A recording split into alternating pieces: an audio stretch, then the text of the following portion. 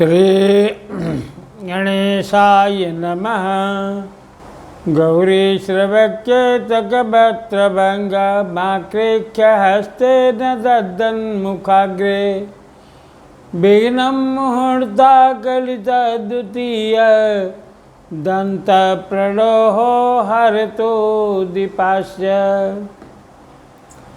तत्रैव गंगा जमुनाश्च तत्र गोदावरी सिंधु सरस्वती च सर्वाणि तीर्थानि वसन्ति तत्र यत्र च्युतोदार कथा प्रसंग।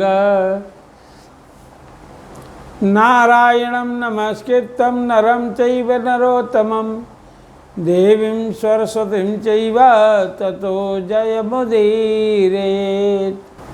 अष्टम अध्याय में आपने सुना कि पिता के मृत्यु से शोकाकुल मेधावी ऋषि की कन्या उसी तपोवन में निवास करने लगी जहाँ ऋषि रहा करते थे। अब आगे नवम अध्याय की कथा श्रवण कीजिए। सूत जी बोले, तंत्र विस्मय से युक्त नारद मुनि ने मेधावी ऋषि की कन्या का अद्भुत वृतांत पूछा। नारद जी बोले, हे मुने, उस तपोवन में मेधावी की कन्या ने बाद में क्या किया? किस मुनि श्रेष्ठ ने उसके साथ विवाह किया? श्री नारायण बोले, अपने पिता को स्मरण करते करते और बराबर शोक करते करते उस घर में कुछ काल उस कन्या का व्यतीत हुआ।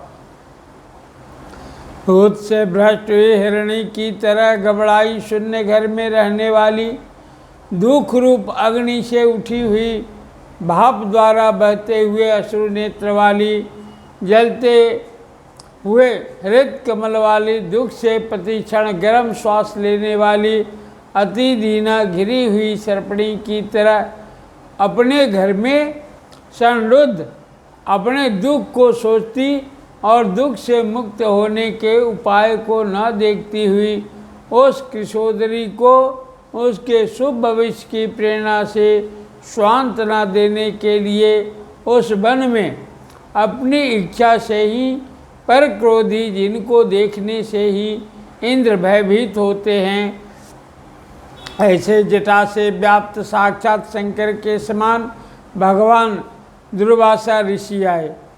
हे नारद, भगवान कृष्ण ने राजा युधिष्ठिर से कहा कि हे राजेंद्र, वह दुर्वासा आए जिसको कि आपकी माता कुंती ने बालापन में प्रसन्न किया था।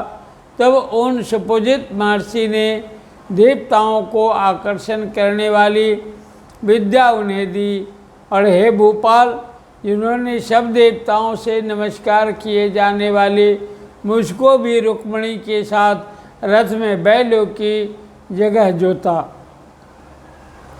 दुर्वासा को बैठा कर रथ खींचते हुए जब हम दोनों मार्ग चलने लगे, तब चलते चलते मार्ग में अति तीव्र प्यास से सूख गए थे। तालु और ओष्ठ जिस रुक्मिणी के ऐसी जल चाहने वाली रुक्मिणी ने जब मुझे सूचित किया, तब कंधे पर रथ को जोत को रखे हुए चलते चलते ही पांव के अग्रभाग से पृथ्वी को दबाकर रुक्मिणी के प्रेम के वशीभूत मैंने भोगवती नाम की नदी को उत्पन्न किया। तब वही भोगवती ऊपर से बहने लगी, अंतर उसी के जल से हे महाराज, रुक्मिणी के प्यास को मैंने बुझाया। इस प्रकार रुक्मिणी की प्यास का बुझना देख उसी क्षण अग्नि की तरह दुर्वासा क्रोध से जलने लगे और प्रलय की अग्नि के समान उठकर दुर्वासा ने शाप दिया।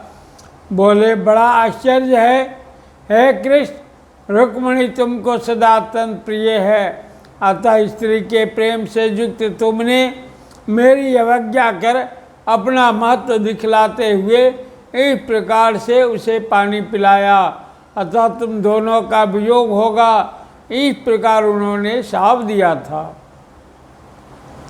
हे युधिष्ठिर, वही यह दुर्वासा मुनि है। साक्षात रुद्र के अंश से उत्पन्न दूसरे काल रुद्र की तरह महर्षि अत्रि के उग्र तप रूप कल्प वृक्ष के दिव्य फल, पतिव्रताओं के सिर के रत्न, अनुसुईया भगवती के गर्भ से उत्पन्न अत्यंत मेधायुक्त दुर्वासा नाम के ऋषि, अनेक तीर्थों के जल से भीगी हुई जटा से भूषित सिर वाले साक्षात तपोमूर्ति दुर्वासा ऋषि को आते देखकर कन्या ने शोक सागर से निकलकर धैर्य से मुनि के चरणों में प्रार्थना की। प्रार्थना करने के बाद जैसे वाल्मीकि ऋषि को जानकी अपने आश्रम में लाई थी, वैसे ही वह दुर्वासा को अपने घर में लाकर अर्घ्यपाद्य और विविध प्रकार के जंगली फलों और पुष्पों से स्वागत के लिए आज्ञा लेकर आदर पूर्वक पूजन कर अंतर हे राजन वह वाला बोली। कन्या बोली, हे महाभाग, हे अत्रि कुल के सूर्य, आपको प्रणाम है। हे साधो, मेरी अभाग्या के घर में आज आपका शुभागमन कैसे हुआ?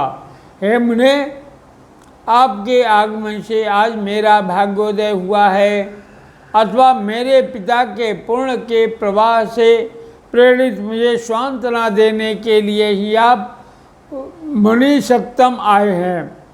आप जैसे महात्माओं के पाँव की धूल जो है वह तीर्थ रूप है, उस धूल का स्पर्श करने वाली मैं अपना जन्म आज सफल कर सकी हूँ। आज मेरा व्रत भी सफल है। आप जैसे पूर्णात्मा के जो मुझे आज दर्शन हुए, अतः आज मेरा उत्पन्न होना और मेरा पूर्ण सफल है। ऐसा कहकर वह कन्या दुर्वासा के सामने चुपचाप खड़ी हो गई। तब भगवान शंकर के अंश से उत्पन्न दुर्वासा मुनि मंद हास्य युक्त बोले। दुर्वासा बोले, हे दृश्यते, तू बड़ी अच्छी है।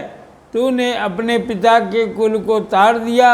ये मेधावी ऋषि के तप का फल है जो उन्हें तेरी ऐसी कन्या उत्पन्न हुई। तेरी धर्म में तत्परता जान कैलाश से मैं यहाँ आया और तेरे घर आके तेरे द्वारा मेरा पूजन हुआ। हे बराड़ोहे, मैं शीघ्र ही भद्रिकाश्रम में मणीश्वर सनातन नारायण देव के दर्शन के लिए जाऊंगा, जो प्राणियों के हित के लिए अत्यंत उग्र तप कर रहे हैं। कन्या बोली, हे ऋषि, आपके दर्शन से ही मेरा शोक समुद्र सूख गया। अब इसके बाद मेरा भविष्य उज्जवल है, क्योंकि आपने मुझे सांत्वना दी। हे मुने, मेरी उस पारदोभूत बड़ी भारी ज्वाला युक्त दुख रूप अग्नि को क्या आप नहीं जानते हैं? हे दया सिंधु, हे शंकर, उस दुखाग्नि को शांत कीजिए। मेरे विचार से हर्ष का कारण मुझे कुछ भी दिखलाई नहीं देता। न मुझे माता है, न पिता, न तो भाई है जो धैर्य प्रदान करता। अतः दुख समुद्र से पीड़ित मैं कैसे जीवित रह सकते हूँ? जिस जिस दिशा में मैं देखती हूँ वह दिशा मुझे शून्य ही प्रतीत होती है। इसलिए हे तपोनिधे, मेरे दुख का निस्तार आप शीघ्र करें। मेरे साथ विवाह न करने के लिए कोई भी ऐसा पुरुष नहीं है जो तैयार हो। इस समय मेरा विवाह न हुआ तो मैं फिर बिखरी शूद्रा हो जाऊंगी, यह मुझे बड़ा भय है। इसी भय से न मुझे निद्रा आती है और न भोजन में मेरी रुचि होती है। हे ब्राह्मण, अब मैं शीघ्र ही मरने वाली हूँ, यह मेरा इस समय निश्चय है। ऐसा कहकर आंसू बहाती हुई कन्या दुर्वासा के सामने चुप हो गई। तब दुर्वासा कन्या का दुख दूर करने का उपाय सोचने लगे।